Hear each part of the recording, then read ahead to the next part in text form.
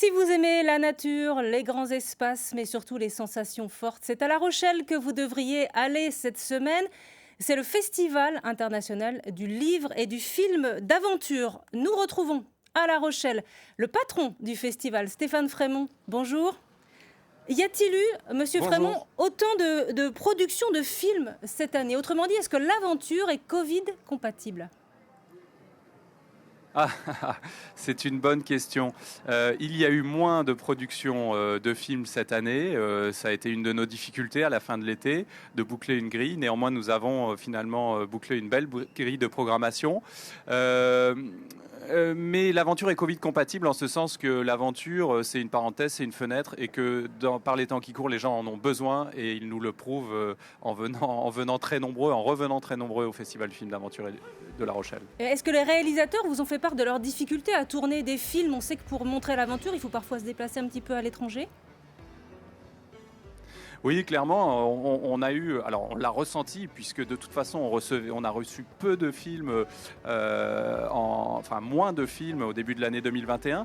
Paradoxalement, on a reçu beaucoup de courts-métrages, de très courts-métrages qui portaient un petit peu sur l'aventure autour de chez soi. Ça a dû être un peu l'effet post-confinement où finalement on se retrouve dans sa bulle et du coup on raconte sa bulle, on la porte à l'image, façon un peu micro-aventure. En revanche, les tournages un petit peu plus ambitieux, aux confins, clairement, ils ont pris, entre guillemets, un gros coup de frein et les réalisateurs, les producteurs nous en ont fait part. Ça, c'est la première chose. Et la deuxième chose aussi, c'est que ceux qui avaient des films temporisaient un peu pour les faire sortir parce que lancer un film dans ce contexte-là, c'est pas forcément évident. En l'occurrence, parce que les festivals ne fonctionnaient pas, les salles de cinéma fonctionnaient pas ou peu. Voilà, donc pour toutes ces raisons-là, le contexte était compliqué. Et très rapidement, c'est aussi un festival du livre d'aventure. Vous parvenez aussi à garder une place pour les livres?